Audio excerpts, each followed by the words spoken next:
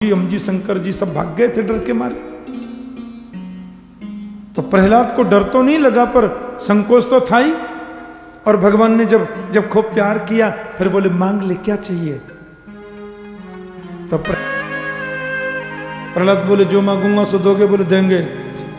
यानी बिल्कुल बोले हाँ देंगे। तो लाओ 3 वचन भर दो जो मांगूंगा सो दोगे। भगवान बोले देंगे देंगे देंगे। ब्रह्मा बना देंगे, शंकर बना देंगे, इंद्र चंद्र सूरज जो बोलोगे बना देंगे, तुम तो मांग लो। तो प्रहलाद ने कहा देना है मेरे परमात्मा मुझे तो सिर्फ एक ही वर दे दो कि मेरे मन में जीवन पर्यंत आपसे कभी कुछ मांगने की इच्छा ही पैदा नहीं हो। बोलो जय श्री कृष्ण।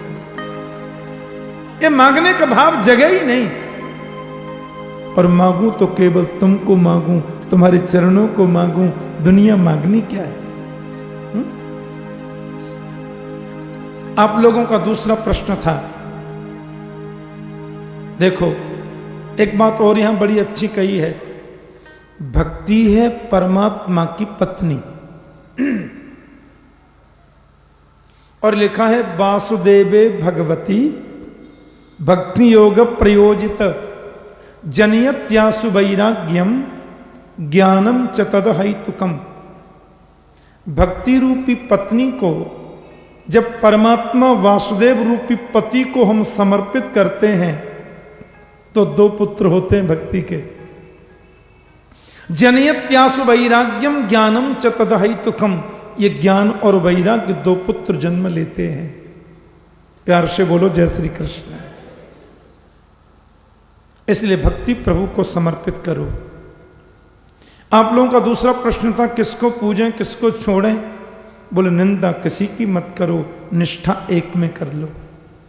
और सर्वोच्च का जहां तक प्रश्न है तो परमात्मा श्रीमन नारायण जिनको हम राम और कृष्ण इन नामों से भी जानते हैं उन्हीं में निष्ठा रखो।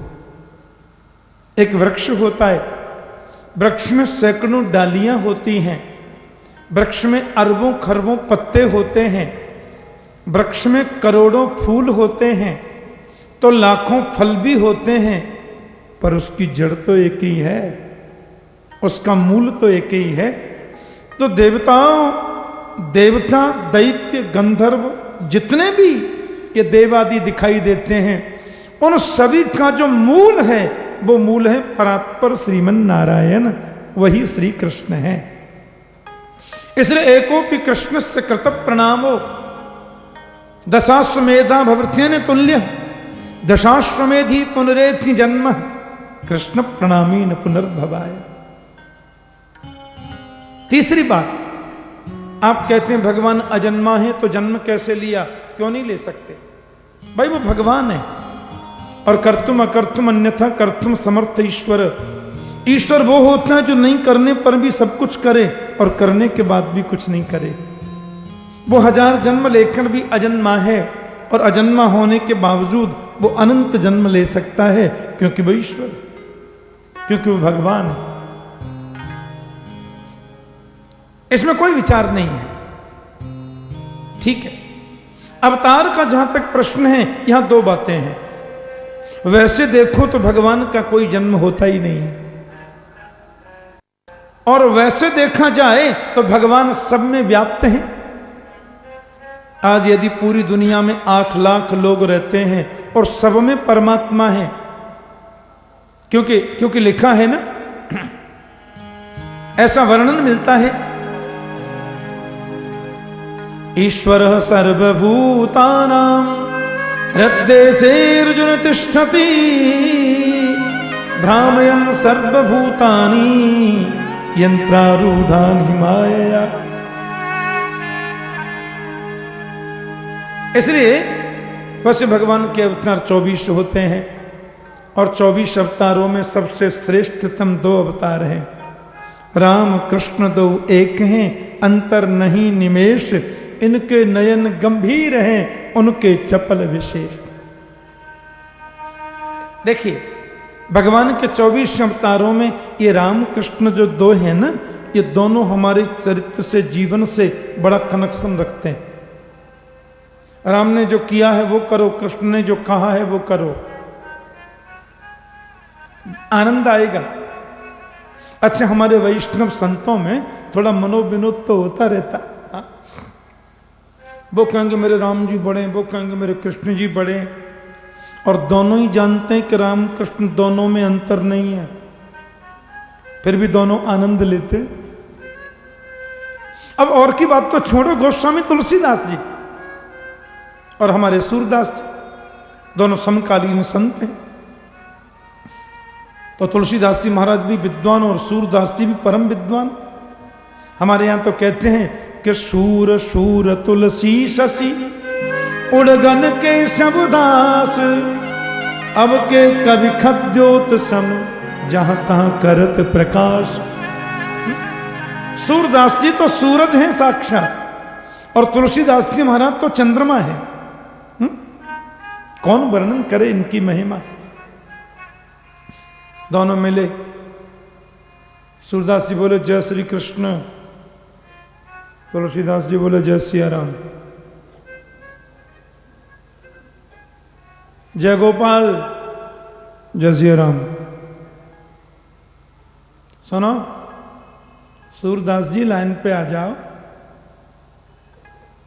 इधर उधर मत भटको, सीताराम की शरण में आओगे तो कल्याण हो जाएगा। देखो तुलसी बाबा सब कुछ ठीक है, लेकिन कन्हैया के बारे में ये हम सुनेंगे नहीं। हाँ,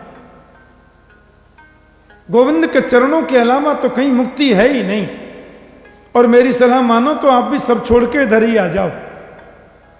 दोनों में रोज ये होता।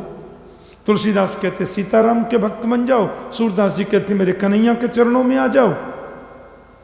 एक दिन तुलसीदास जी बोले देखो रोज रोज का झगड़ा हमको अच्छा नहीं लगता है, आज तराजू लेके तोल के देख लो, जो भारी होगा वही भगवान है। सूरदास जी बोले वो कैसे तोलेंगे बताओ। बोले हम तराजू कहीं से लाते हैं, अपने इष्ट देव का नाम लेकर के तुम एक पल्ले में बैठ जाओ, और अपने इष्ट देव का नाम लेकर मैं दूसरे पल्ले में बैठ जाऊं। जो पल्ला भारी होगा वही श्रेष्ठ माना जाएगा, और उसी की शरण में सबको जाना होगा। ठीक है? बोले ठीक है सर। अब तुलसीदास जी संतों का मनोविनोद, कहीं से तराजू लाए, वृक्ष की डाली पे तराजू टांगा। हाँ जी सूरदास जी तैयार? बोले हाँ बाबा तैयार। बोले अपने भगवान का नाम लेके तुम बैठो, मैं अपने का नाम लेके बैठूं, जो भारी हो जाए वही भगवान। सूरदास जी बोले जय हो मेरे गोपाल जी। एक एक कर सूरदास जी पल्ला में बैठे। तुलसीदास जी बोले जय हो मेरे श्री सीताराम। वो कहकर वो पल्ला में बैठे, सो तुलसीदास जी का पल्ला नीचे को चला गया, सूरदास जी ऊपर लटक गए। तुलसीदास जी बोले समझ में आ गया भारी कौन है, अब तो आ जाओ आप सीताराम की शरण में। सूरदास जी ने अपने लड्डू गोपाल जी उठाए, थैला में रखे, छड़ी ली हाथ में, चुप जा रहे हैं, चुप चुप एकदम। और यहां गिरिराज जी की परिक्रमा देते हैं ना, पल्ली तरफ से अंदर की परिक्रमा, बस वहां जाकर के सूरदास जी बैठ गए। एक छोटी सी कुटिया थी, गोपाल जी उठा के ऐसे धर दिए। कन्हैया बात करते थे, सूरदास जी से बोले बाबा भजन नहीं सुनाओगे? चुप रहो। कन्हैया ने ठोड़ी में उंगली लगाई, नाराज हो गए, चुप रहो। हमने तो कोई गलती करी ना, फिर आप काई को ना, बात मत करो। अरे तो बात भाई का कछु बताओ तो सही महाराज, ऐसी नाराज है रहे हो। सूरदास जी बोले दिन भर गला फाड़ फाड़ के कीर्तन करता हूं, दिन भर तुम्हारा गुणानुवाद गाता हूं, कुछ मांगा था क्या? कहीं से माखन जुटाता हूं, कहीं से कुछ, कहीं से कुछ, जो भोजन में चाहिए, जो बाल भोग में चाहिए, अप्रयास करता हूं, सब व्यवस्था करता हूं, फिर करतान लेके तानपूरा बजा के मधुर वाणी में दिन भर कीर्तन सुनाता हूं, और मेरी इज्जत की बात आई तो सब धूल में मिला दी ना, सब पानी में मिला दी मेरी इज्जत। कन्हैया बोले हमने क्या किया, नाराज क्यों हो रहे हो? सूरदास जी बोले पूतना को मारने के लिए शरीर में ताकत है, श्री गिरिराज जी को उठाने के लिए उंगली में ताकत है। अघासुर, बकासुर, व्योमासुर, अरिष्टासुर, कैसी, धेनुकासुर, कंस, इन बड़े बड़े राक्षसों को मारने के लिए शरीर में ताकत है। और हमने तुलसी बाबा से थोड़ी शर्त बदली है, थोड़ी भारी नहीं बन सकते थे? नाक काट दी मेरी, नहीं करता बात। कन्हैया बोले हमारा कोई दोष थोड़ा ही है, गलती आप कर रहे हो और दोष हमारे माथे मड़ रहे हो। सूरदास जी बोले गलती तो हम करते ही, ये दिन भर करताल बजा के तो गला फाड़ फाड़ के कीर्तन करते हैं तुम्हारा, ये गलती तो है हमारी। प्रेम में सब चलता है। खूब सुनाया। कन्हैया ने ठोड़ी में उंगली लगाई सूरदास के। अच्छा बाबा नाराज मत हो, एक बात बताओ, 2 ज्यादा होते हैं कि 3? सूरदास जी बोले अंगूठा टेक भी जानता है कि 3 ज्यादा होते हैं। तो एक तराजू के एक पल्ले पे 3 बैठे और एक पे 2 बैठे, तो भारी कौन होगा? सूरदास बोले तुम कहना क्या चाहते हो? कन्हैया बोले तुलसी बाबा जब तराजू पर बैठे तो क्या बोले थे, सही सही बताना। अरे तुलसीदास ने कहा था जय हो मेरे सीताराम, और आप जब बैठे तो क्या बोले? हमने कहा था जय हो मेरे गोपाल जी। अब बता, एक तो आपने हमको गोपाल जी का माने छोटा, तुम भी दुबले पतले, हम भी छोटे, फिर भी 2, और राम जी भी ठीक ठाक, अम्मा जी भी ठीक ठाक, और तुलसी बाबा भी ठीक ठाक, फिर भी 3। एक पल्ले पे 3, एक पे 2, और दोनों ही हल्के। आप भी यदि बोलते जय हो मेरे राधे श्याम और फिर हम हल्के बनते, तब दिखाते तुम्हें। गलती स्वयं करते हो, हमारे सिर मर रहे हो। सूरदास जी ने गोपाल जी उठाए, थैला में रखे, और छड़ी पकड़ के महाराज जय श्री कृष्ण, जय श्री कृष्ण, जय श्री कृष्ण। तुलसी बाबा हैं क्या? पहुंच गए कुटिया पे। तुलसीदास जी बोले आओ आओ सूरदास जी पधारो। हाँ क्या निर्णय किया? बोले तराजू लाओ। महाराज जी गड़बड़ हो गई है, दोबारा तो लेंगे। हाँ। तुलसीदास जी बोले जिसने तुमको सिखा पढ़ा के भेजा है ना, मेरे को सब मालूम है, बार बार नहीं तुलते, वो तो एक ही बार तुला जाता है। हाँ एक ही बार होता है, अब नहीं होगा। तुलसीदास जी ने दौड़ करके सूरदास को गले से लगाया, और गले से लगा करके बोले कोई अंतर थोड़ा ही है, राम कृष्ण दो एक हैं, अंतर नहीं निमेष, इनके नयन गंभीर हैं, उनके चपल विशेष। दास रघुनाथ का नंद सुत का सखा, कुछ इधर भी रहा कुछ उधर भी रहा। दास रघुनाथ का नंद सुत का सखा, कुछ इधर भी रहा कुछ उधर भी रहा। दास रघुनाथ का नंद सुत का सखा, कुछ इधर भी रहा कुछ उधर भी रहा। दास रघुनाथ का सुत का सखा, कुछ इधर भी हरि बोल कुछ उधर भी रहा। सुत का बिंदु जी का बड़ा सुंदर भाव है।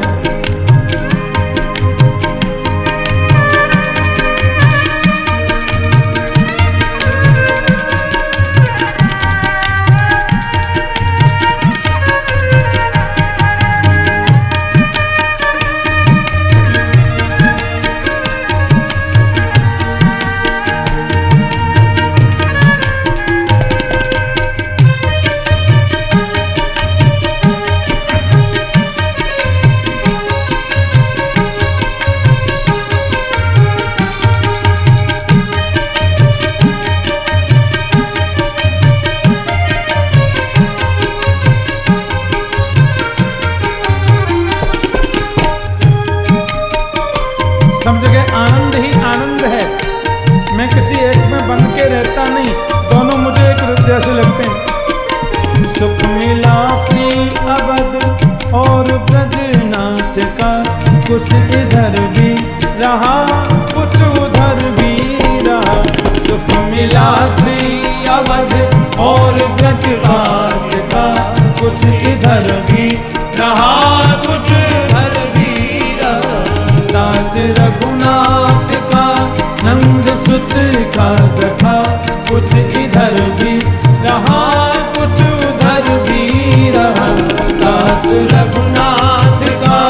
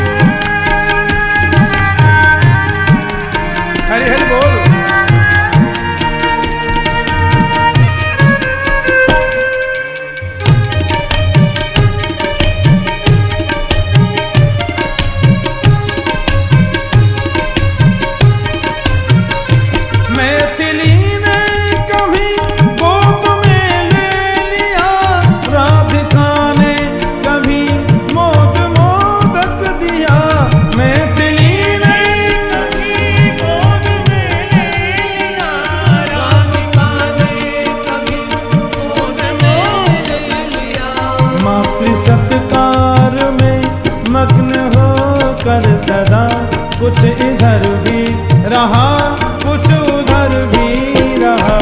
मातृ सत्कार में मग्न हो कर रहा, कुछ इधर भी रहा कुछ उधर भी रहा।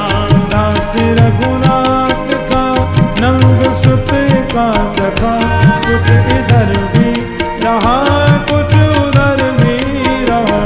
दास रघुनाथ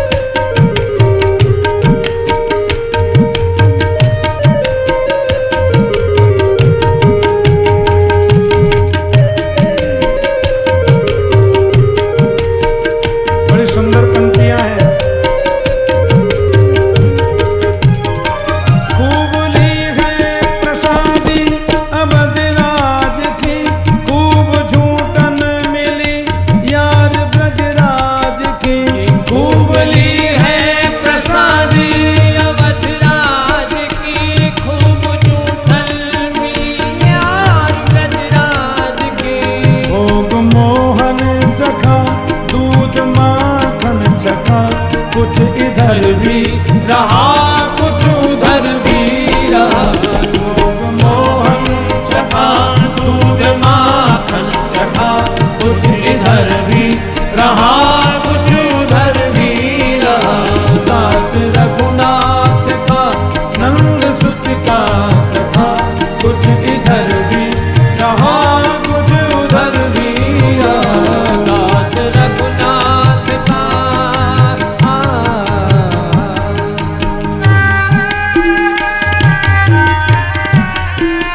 रामकृष्ण दोनों एक ही तो तत्व हैं।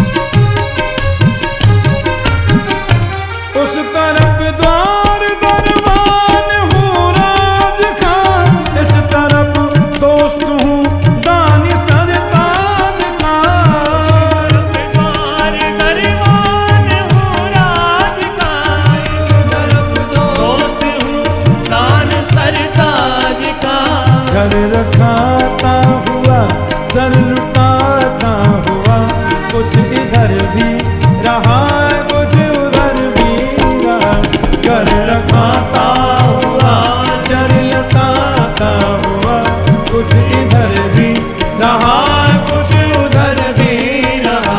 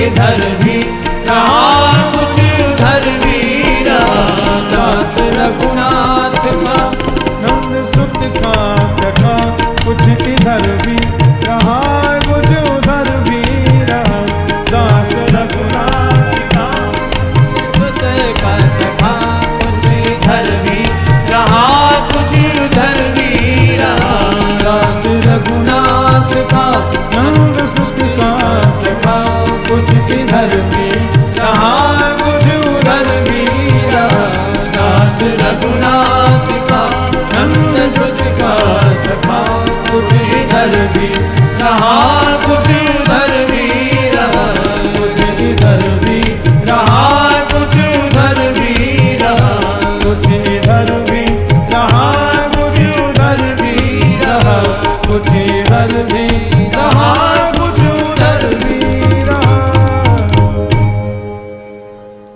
तो राम कृष्ण दोनों एक तत्व हैं, ध्यान देना। दास रघुनाथ का नंद सुत का सखा, कुछ इधर भी रहा कुछ उधर भी रहा, क्योंकि एक ही है दोनों।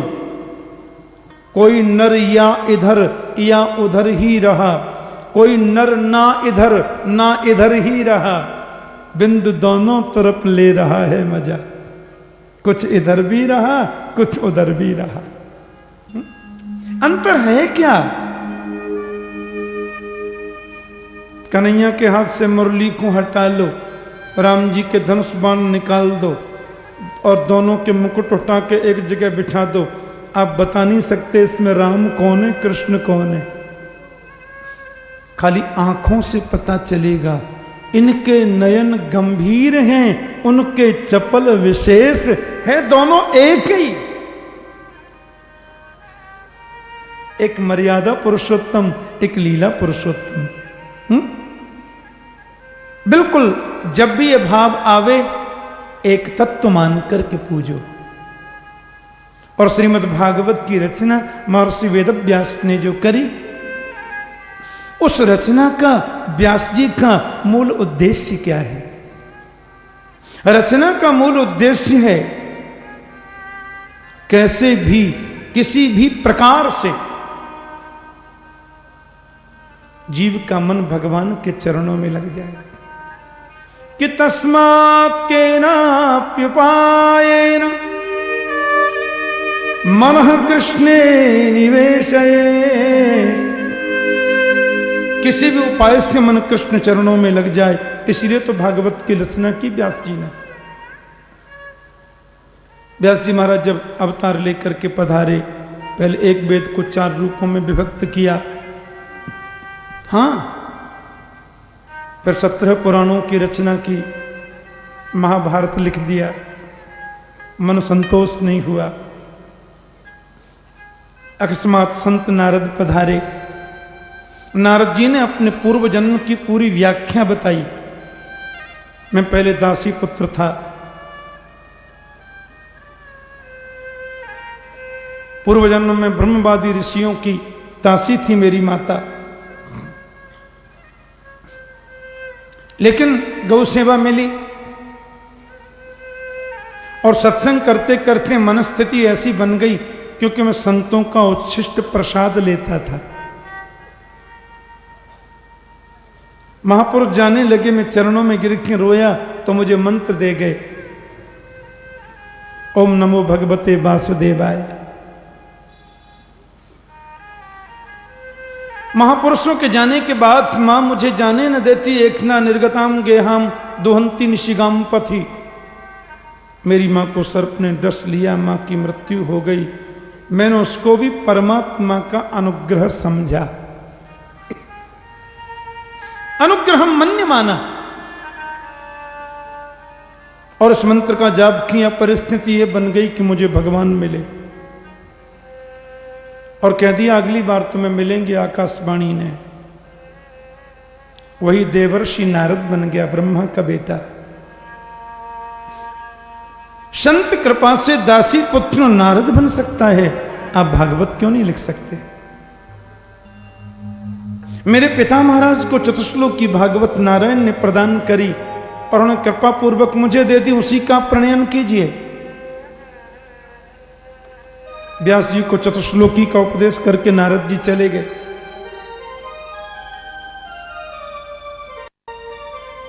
और वो 4 मंत्र ही नारद जी महाराज के द्वारा प्रदत्त व्यास ने 18,000 मंत्रों में परिणत कर दिए। लेकिन प्रश्न होता है, अब ये भागवत सुनाऊं किसे?